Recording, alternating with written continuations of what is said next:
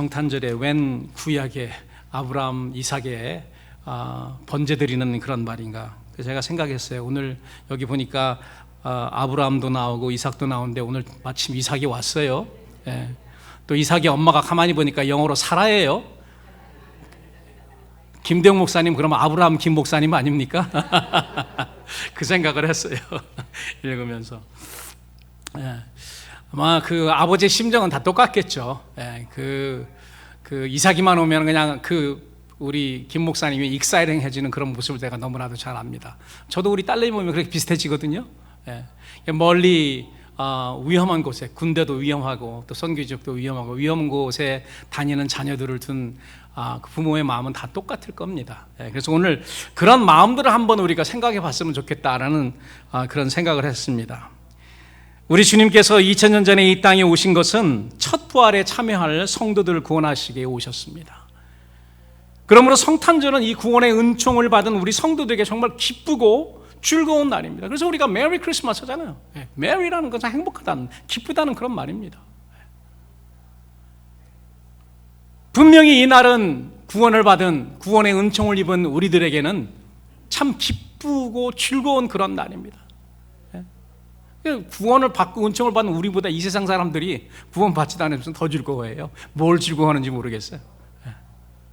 그러나 우리들에게는 진짜 은총을 받았고 죄에서 구속을 받았기 때문에 진짜 기쁨이 넘치는 감사한 기쁜 그러한 성탄절이 분명합니다. 그렇지만 여러분, 성숙한 성도라면 우리의 이 이기적인 관점을 바꾸어서 이 땅에 독생자를 보내신 하나님 아버지의 관점과 죄인을 대속하는 희생양으로 이 땅에 오신 예수님의 관점으로 한번 봐야 된다고 저는 생각합니다. 기쁜 건 우리잖아요. 우리가 기쁩니다. 구원을 받았으니까. 이것만 생각하는 이기적인 성숙치 못한 그리스도인의 관점입니다. 그렇기 때문에 우리가 이 성탄절에 깊은 그런 기쁨을 느끼려면요, 아버지의 마음도 이해해야 되고 우리를 위해서 오신 예수님의 그 상황이나 예수님의 그 마음도 이해를 해야지 우리가 얼마나 큰 은총을 누리는지 알고 깊은 그런 기쁨을 누릴 수 있는 것이고, 이것이 바로 성숙한 그리스도인이 가져야 할 자세입니다. 가져야 될 마음이라고 저는 생각합니다. 이 관점으로 성탄절을 보기 위해서 오늘 우리는 구약의 성탄절을 미리 나타내 주신 예표가 된 그런 한 사건을 여러분들과 함께 오늘 살펴보려고 합니다. 이 사건은 우리가 읽은 구약 창세기 22장에 기록된 사건으로, 우리가 잘 알고 있는 아브라함이 하나님의 명령에 따라 자기 독자 이삭을 하나님이 지시하신 모리아 땅의 한 산에 가서 하나님께 희생으로 드렸던 그런 사건입니다. 제가 설명은 안 해도 이 사건에 대해서 여러분들 잘 아시잖아요. 저는 아브라함과 그의 아들, 독자죠. 물론 아들이 있었지만은 이스마엘은 약속의 아들이 아니기 때문에 하나님이 잃어버리고 그냥 쫓아보내라고 그랬어요. 그래서 이스마엘과 아브라함은 그냥 없는 그런 상황이었습니다. 아들 생각하지 않고 모든 자기의 사랑과 모든 자기의 그런 그 은총을 다 누구에게 베풀었냐? 이삭에게 다 베풀었습니다. 왜 그런가 하면 이삭이 잘생겨서 그런 것이 아니고요. 이삭은 하나님이 약속하신 그 약속의 아들이었기 때문에, 그렇기 때문에 이 아들에게 모든 사랑과 관심과 자기 모든 것을 부은 겁니다.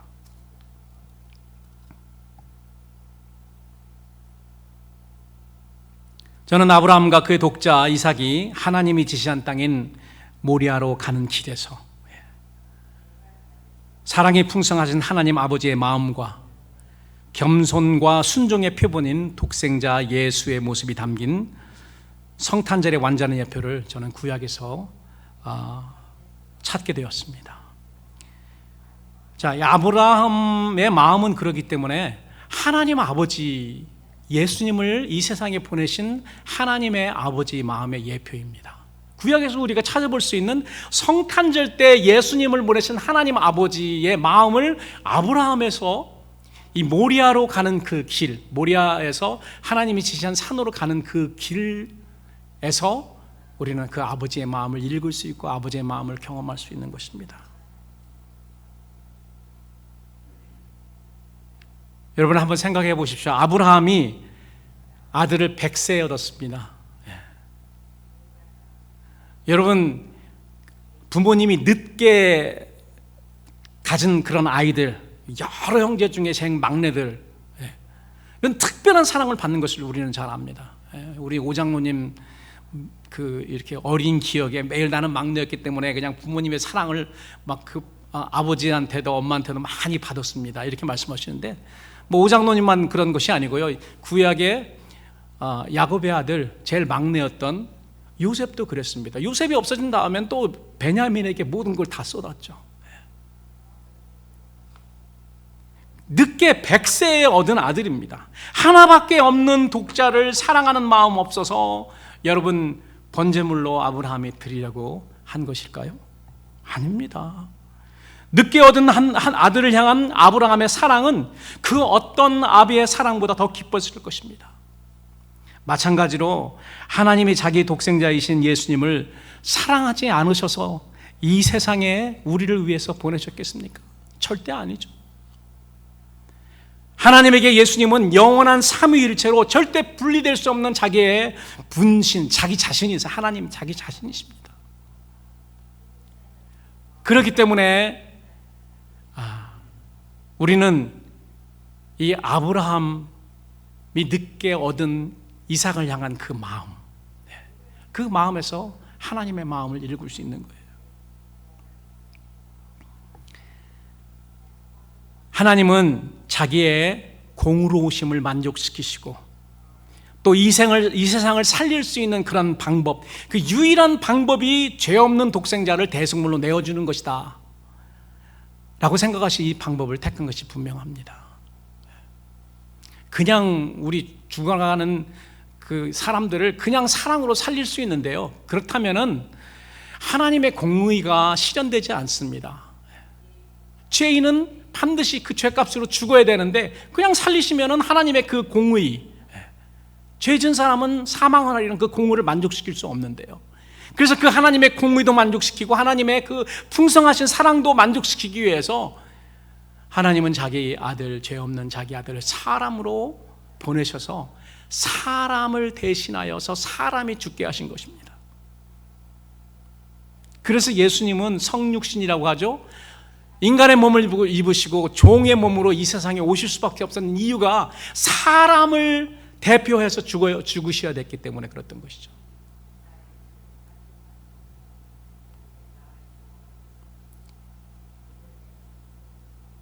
그래서 사도 요한은 요한복음 3장에서 하나님의 세상을 이처럼 사랑하사 독생자를 주셨으니 라고 선포한 것입니다. 그리고 우리가 잘 알듯이 이 선언은 성경의 센트럴 메시지, 가장 중심된 메시지, 우리를 향한 하나님의 사랑이 가장 확실하게 표현된 그런 구절이라 우리가 이렇게 생각할 수 있습니다. 자, 그러면 우리가 당시 상황과 환경, 아브라함이 아이삭을 데리고 하나님이 지시하신 모리아 땅의 한 산으로 가던 그날 상황을 한번 우리가 생각해 보겠습니다. 자, 1절 다시 한번 읽습니다. 다 같이 시작.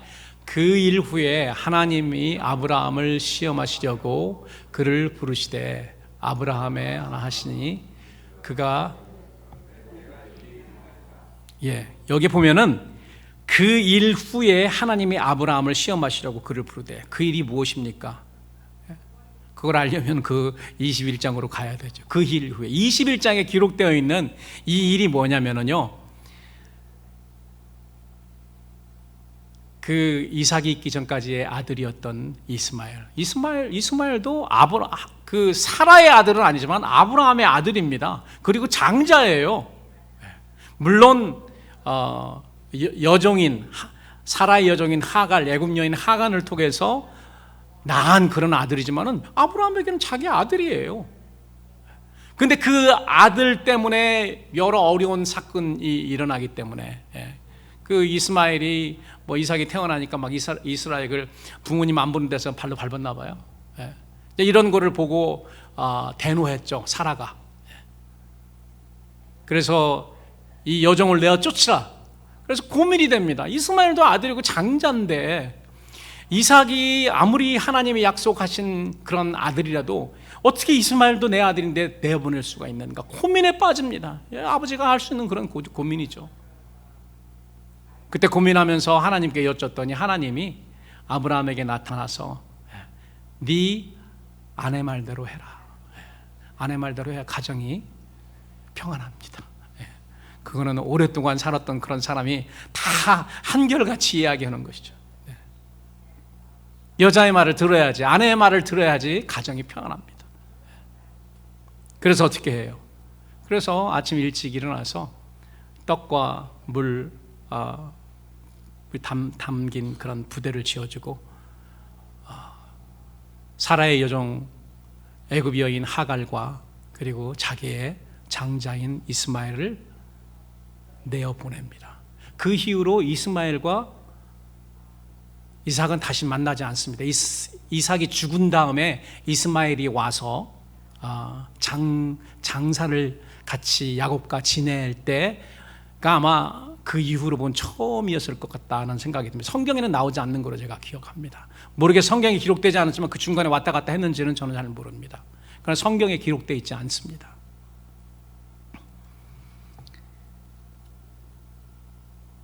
이스마엘이 10대 소년이 되기까지 사랑으로 품에 키운 아버지로서는 참으로 슬프고 크게 근심될 일입니다. 그러나 하나님으로부터 오직 이삭만이 약속을 이어받을 아들이 될 것임을 알게 되어서 이스마엘을 내어 보낸 다음에 이삭에게 모든 소망을 다 두었던 것입니다. 하나님의 약속이 이 아들을 통해서 올 거라는 것을 믿고 그곳에 모든 사랑과 소망과 이 이삭에게 모든 것을 다 부었습니다.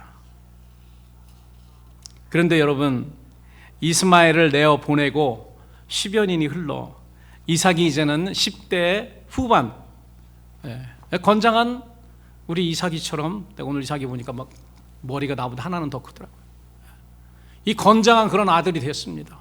이삭이 아마 저 이삭 정도 됐을 거야. 아마 조금 더 작았을지도 모르지만 하여튼 건장한 그런 청소년이 됐습니다. 그럴 때 하나님은 아브라함에게 이렇게 말합니다. 내 아들 사랑하는 독자 이삭을 데리고 모리아 땅에 가서 내가 네게 지시하는 한 산 거기서 그를 번제로 드리라. 청천벽력 같은 명령이 떨어집니다. 저는 본문을 읽으면서 이런 질문을 했습니다. 왜 하나님은 아브라함으로 장자 이스마엘을 내어 보내게 하시고 100세 얻은 아들 이삭만을 집중적으로 사랑하게 하셨을까? 그러니까 이스마엘 내어 보낸 다음에 이삭은요 더 중요하게 된 것입니다. 나의 모든 거예요. 그 두 아들이 있으면 두 아들에 분산되잖아요. 그런데 내어 보내고 얘만 남게 하니까 막 얘는 더 사랑스러운 거예요. 옛날에 야곱이 요셉을 사랑했는데 요셉이 죽고 난 다음에 베냐민을 얼마나 더 사랑했겠습니까? 마찬가지입니다. 그래서 그냥 이 이삭에게는 모든 것을 다 그냥 다 해주고 관심과 모든 그 정성을 다 쏟았을 것입니다. 그런데 왜 하나님이 그렇게 이삭에만 집중하게 사랑하게 하신 다음에 자기의 모든 것을 부어 사랑했던 독자 이삭을 왜 또 번제로 드리라고 하셨을까? 그게 좀 이상하다. 제가 이 두 질문을 했습니다. 이 질문을 묵상하면서 저에게 이런 깨달음이 왔어요. 하나님은 이 세상을 위해 이제 앞으로 자기 분신과도 같은 독생자 예수를 내주셔야 하는데 그 하나님의 그 아들을 내어 보내실 때 그 아프고 시린 마음을 공유할 사람을 찾고 계셨으며 그 공유할 사람이 바로 아브라함이었던 것입니다. 내가 이렇게 내 아들을 내어 보낼 때 아픈 마음을 누가 이 세상 사람들이 누가 어떤 사람이 이해할 수 있을까? 그래서 그 비슷한 상황을 아브라함에게 만들어주고 그게 바로 앞으로 내가 독생자 예수를 보낼 때 내 마음이 너의 마음이다. 여러분, 아브라함은 하나님의 선지자입니다. 아브라함은 무슨 이사야, 에레미야만 선지자가 아니고요. 하나님과 대화하고 하나님을 대신해서 백성들에게 이야기했던 모든 사람은 하나님의 종 선지자입니다. 아브라함은 하나님의 선지자예요. 선지자들은 그렇기 때문에 하나님의 마음을 경험하고 공유하는 그런 상태로 하나님의 마음을 입술을 열어서 백성들에게 전달하는 사람이잖아요. 하나님의 마음을 알아야지, 그 하나님의 마음을 알아야지 표현이 되는 것입니다. 하나님의 마음은 이렇습니다. 당신들을 향한 하나님의 사랑이 이렇습니다. 그 마음을 알아야 됩니다. 그래서 찾던 중에 아브라함을 택하신 것이구나 라는 그런 깨달음이 왔습니다. 여러분, 아브라함은 어떤 사람들이 생각하는 것처럼 매정한 아비가 아닙니다. 아브라함은 하나님의 선지자로 하나님의 마음을 경험하고 하나님의 마음을 공유하고 하나님의 마음을 가지고 백성들에게 대언하는 선지자였던 것입니다. 저는 이런 질문도 합니다. 하나님께서 눈물이 있을까? 하나님은 눈물을 흘리실까? 만일 하나님께 눈물이 있다면 독생자 아들을 이 땅에 보내시던 날 마음이 시리는 눈물을 흘리셨을 것이 분명합니다. 우리가 잘 아는 것은 예수님이 십자가에 달리셨을 때 그 하나님은 보기 싫으셨어요. 그건 뭐 기쁘게 보시겠냐고요. 순종하신 건 기쁘지만은 아들이 처참하게 십자가에서 달려 죽는 것, 그래서 그냥 하나님께서 어둡게 해서 그냥 하나님이 보지를 않으신 것 같아요. 오죽했으면은 예수님께서 엘리 엘리 라마 사막다니 이렇게 말씀하셨겠습니까? 어찌하여 나를 버리셨는가? 하나님도 고개를 돌려버리신 것입니다.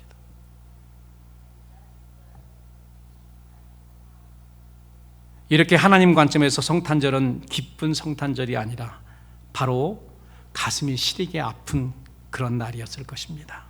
사랑하는 아들이라는 대가를 치르시며 죄인들을 대속하기 위해 아들을 이 세상에 보내시는 하나님 입장에서 성탄절은 너무 안타깝고 큰 희생의 날이 분명합니다. 사랑하는 여러분, 이런 관점에서 아브라함의 마음은 성탄에 대한 하나님의 마음을 공유했던 구약의 예표라고 우리가 말할 수 있는 것이죠.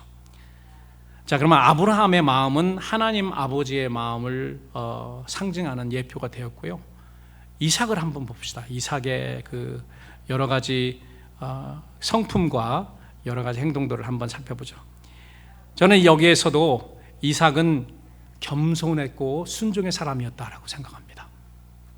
순종과 겸손, 이 두 가지를 저는 그 모리아 산, 하나님이 지시한 산, 모리아 땅에 있는 그 산으로 가는 그 길에서 이삭은 청소년이었지만은 참 겸손했구나, 그리고 참 순종의 사람이다라는 것을 발견하고, 이삭의 겸손과 순종은 예수님의 겸손과 순종의 예표다라고 이렇게 말을 하고 싶습니다. 이 모든 일에 말없이 순종하는 이삭의 행동이 참 놀랐습니다. 아버지가 이삭에게 아버지 그 아브라함이 이삭에게 이렇게 말합니다. 아들아, 번제할 어린 양은 하나님이 자기를 위해 친히 준비하시리라. 그 아들 이삭이 장작, 자기 번제에 사용할 장작이니까, 여러분, 이 나뭇가지 몇 가지가 아닙니다. 여러분, 이 한 사람을 온전히 다 번제로 태우기 위해서는 장작이 많이 필요하거든요. 그 장작을 지고 갑니다. 이삭이 혼자서. 아브라함은 칼과 불을 들고 가고요. 이삭은 장작을 그러니까 한 10살 먹은 아이가 아니에요. 우리가 그림에 나오는 10살 먹은 아이가 아니에요. 10살 먹은 아이가 자기가 저기 할 그 번제에 사용할 그 장작을 어떻게 지고 갑니까? 그러니까 10대 후반이 분명합니다. 그걸 지고 산에 올라가잖아요. 가만히 보니까 이상해요. 양이 없어요. 동물 잡아서 이렇게 번제를 드려야 되는데 없어요. 그래서 물어봅니다. 이상해서. 그랬더니 아브라함이 그렇게 말하죠. 아들아, 번제할 어린 양은 하나님이 자기를 위하여 친히 준비하시자. 저는 한번 생각했어요. 이삭이 이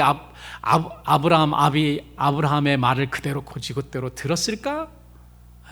그랬을 수도 있죠. 그냥 아버지가 하시는 말씀이니까 그냥 아멘하고 그냥 하나님이 준비하시리라 생각하고 그냥 갔을 수도 있고요. 그것이 아니고 내가 될 수 있겠다는 그런 생각을 했을 수도 있겠다라고 나는 생각합니다. 그냥 합리적인 생각을 하면은요. 그 중간에는 몰랐지만 나중에는 알았잖아요. 자기가 그 희생양이 된다는 거예요.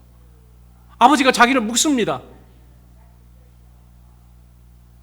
그리고 제단에 올려놓습니다. 단 위에 올려놔요. 그때는 뭐라고 생각했을 거예요? 바보가 아니에요.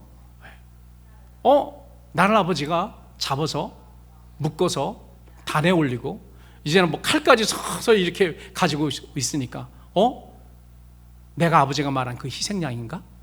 번제물인가? 이렇게 생각했을 수 있습니다. 그러나 아브라함이 그곳에 단을 쌓고 나무를 벌려놓고 잡으려 할 때까지 이상한 아무 말 없이 순종합니다. 성경에 다른 말이 나오질 않습니다. 뭐 반항을 했다든지 도망갔다든지 그런 말이 적혀 있지 않습니다. 그냥 순수하게. 후에 이사야 선지자는 메시아를 예언하면서 이사야 53장에서 이렇게 말합니다. 그가 곤욕을 당하여 괴로울 때에도 그 입을 열지 아니하였으며 마치 도수장으로 끌려가는 어린 양과 털 깎는 자 앞에 잠잠한 양같이 그 입을 열지 아니하였도다. 이삭의 이 말 없이 순종하고 도살장으로 끌려가는 그런 양처럼 아무 말 없이 순복했던 이 행동, 이 성품은 바로 예수님의 구약의 예표인 것입니다. 그 이삭이 참 많은 부분에서 예수님과 비슷한 부분이 많다고 저는 생각합니다. 여러분, 예수님도 가야바와 빌라도 재판장에서 아무 말도 아니하시고 순순히 십자가에 달려 하나님 아버지 뜻에 순복하지 않으셨습니까? 이삭이 번제단에서 아브라함의 뜻에 자기를 맡기고 아무 말 없이 순복한 것은 하나님 아버지 뜻에 말 없이 순종하신 예수님의 완전한 예표인 것입니다. 자, 말 없는 이삭의 순종과 또 다른 게 있습니다. 죽기까지 순종하는 이삭의 겸손입니다. 겸손과 순종은 같이 가는 것 같아요. 믿음과 순종도 같이 가지만은 겸손과 순종이 같이 갑니다. 순종이 있어야지, 겸손이 있어야지 순종이 되는 것 같아요. 하나님 앞에 겸손한 사람이 하나님께 순종합니다. 하나님께 순종하지 않는 사람은 교만한 사람이죠. 교만한 사람은 하나님을 순종할 수도 없습니다.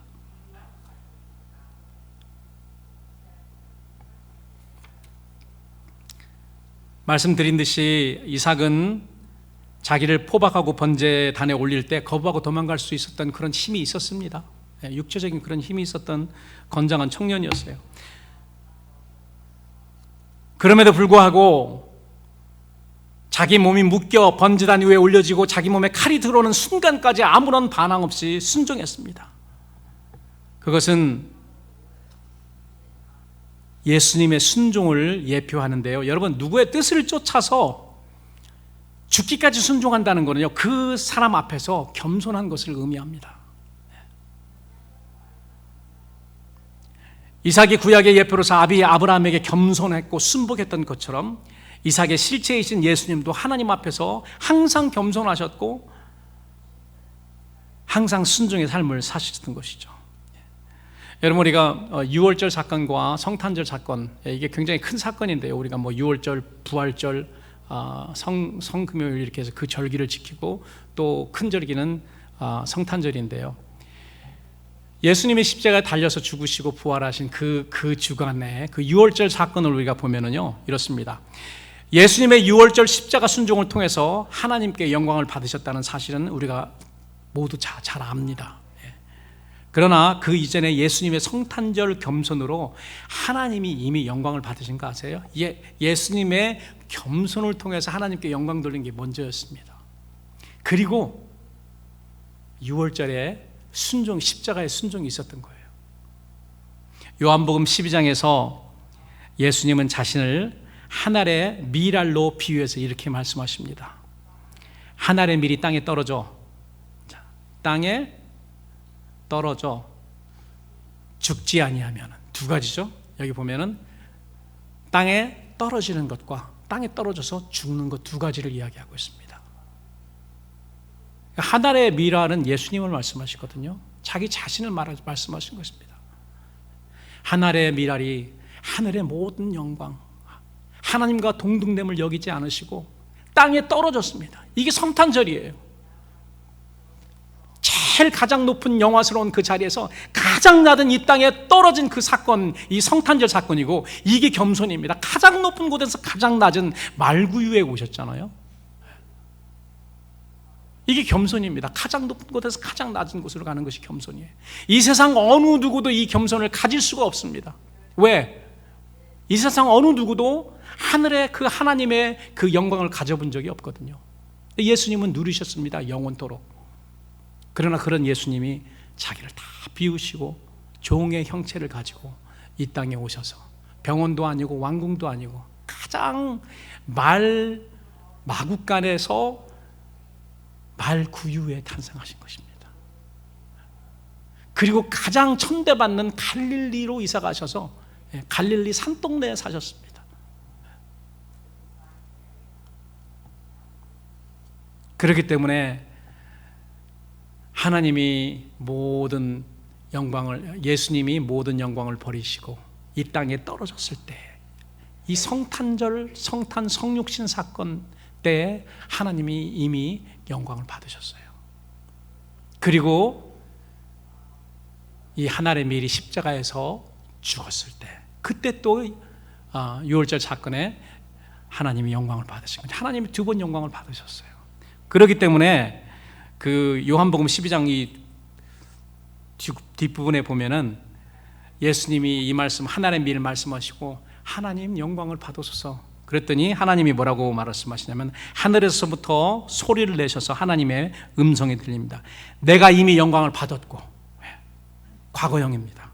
또다시 영광을 받으리라. 이 과거형, 내가 이미 영광을 받았다는 것은 예수님이 겸손하게 하늘 영광을 버리시고 이 땅에 오실 때 하나님께서 영광을 받으신 겁니다. 성탄절을 통해서 하나님이 이미 영광을 받으셨고, 이제 예수님의 죽음을 앞두고 계셔 이렇게 기도를 하셨기 때문에 유월절 어린 양이 이제 십자가에 달려서 하나님께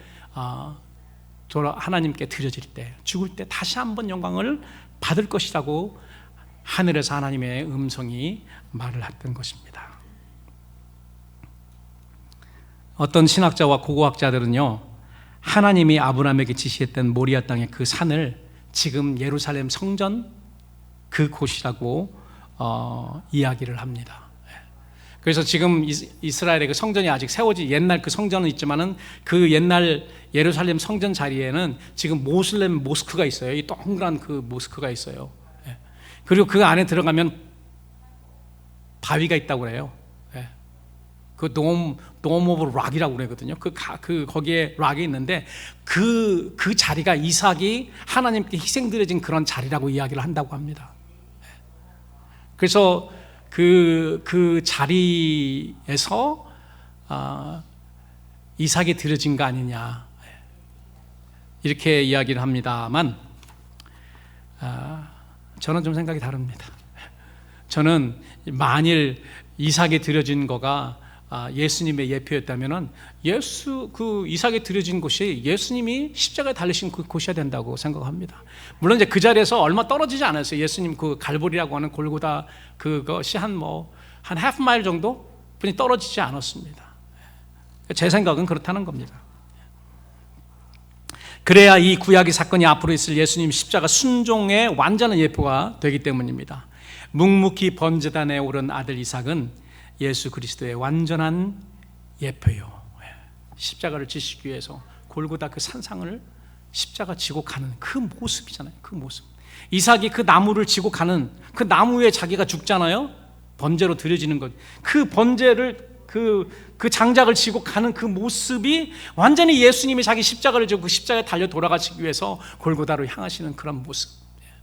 그래서 모리아 산상으로 가는 그 길이 바로 비아 돌로로사. 나는 그렇게 생각을 합니다. 지금도 그 예루살렘에 그 길이 있어요. 예수님이 십자가 지고 가시던 그 길.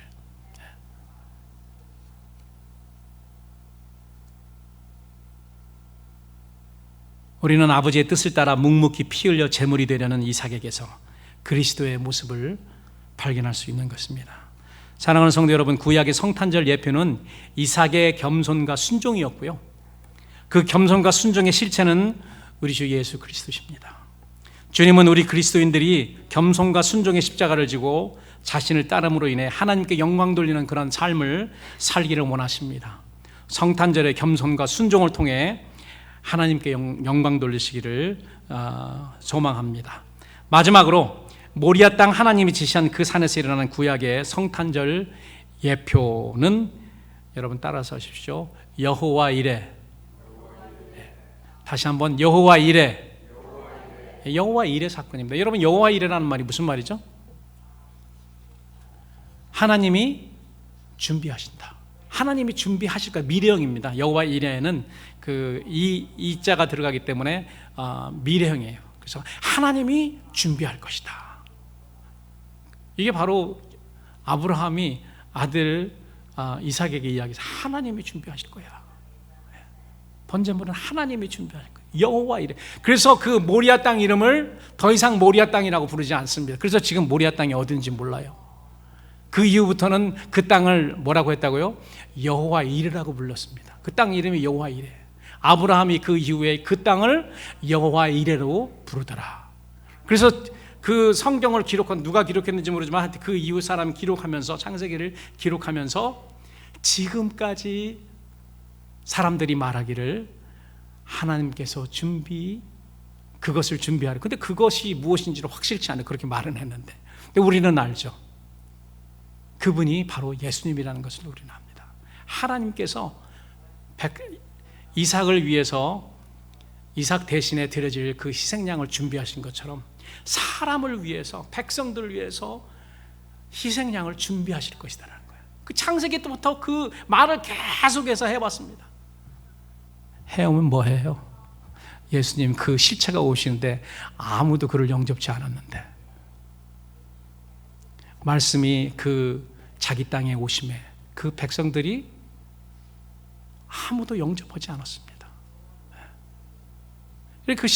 그 말씀이 있으면 무엇하냐고요. 실체가 오셨는데 아무도 깨닫지 못하고 아무도 영접하지 않았습니다. 물론 아무는 아니죠.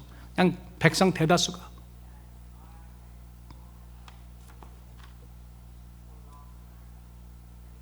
이날 모리아 땅에 하나님이 지시하는 그 산상에서 아브라함과 이삭은 과거에 체험치 못하였던 놀라운 신앙의 큰 체험을 하게 됩니다. 그것은 곧 여호와 이레, 하나님께서 우리를 위해서 준비하시는 그러한 체험입니다. 그때까지는 자기들이 준비했거든요. 하나님께 번제 드릴 때 어떻게 해요? 자기들이 양을 잡아서 자기가 키우던 양이나 소 이렇게 드렸는데, 하나님이 준비하시는 그 온전한 그 희생물이 있다는 것을 그 다음부터 아브라함과 이삭은 깨닫게 된 것입니다.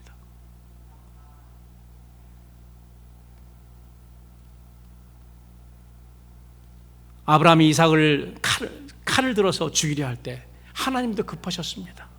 하나님도 급하시니까 보통 때는 아브라함을 부를 때 어떻게 부르시는 줄 아세요? 아브라함아 이렇게 부르시거든요. 근데 그날은 급하십니다. 아브라함아 아브라함아 두 번 이렇게 부르세요. 손대지 마.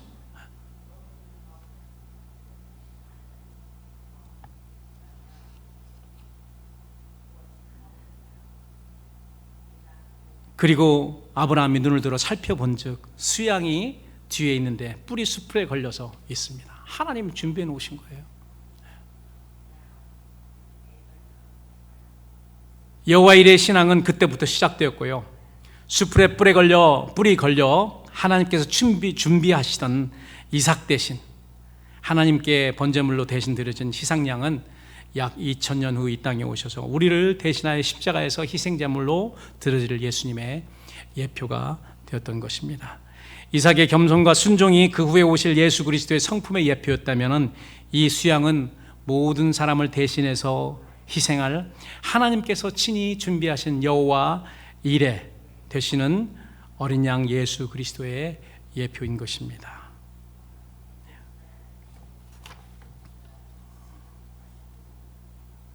여러분, 이러한 말씀이 유대인들에게는 2000년 동안 있었습니다.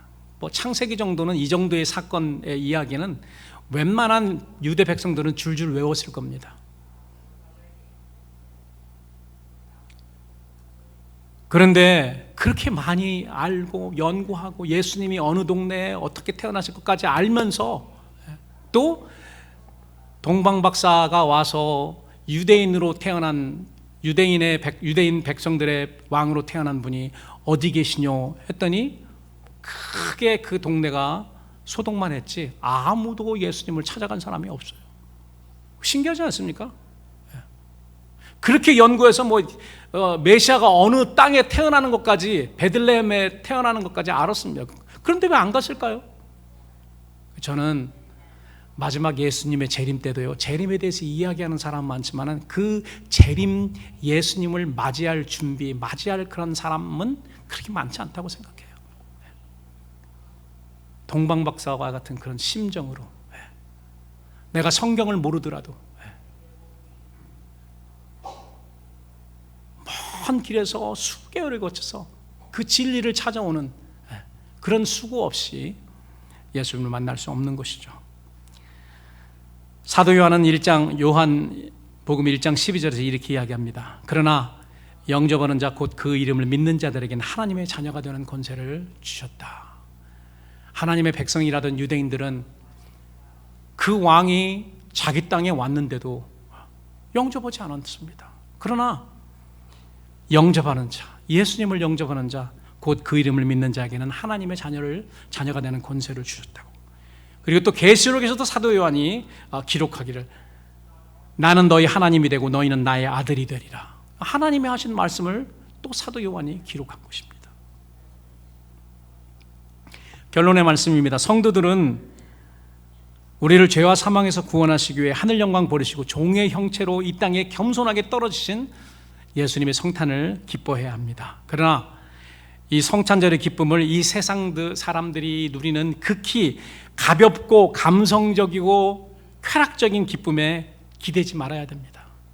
우리의 기쁨은 그들의 기쁨, 가벼운 표면적인 그런 기쁨이 아닙니다. 흥청망청하는 그런 기쁨이 아닙니다. 깊은 하나님의 그 마음을 깨닫고 예수 그리스도의 그 순종과 겸손을 깨닫는 데서, 그리고 그 예수님이 우리에게 오셔서 우리를 구속해 주셨다는 그 의미를 아는 데서 오는 참 기쁨인 것이죠.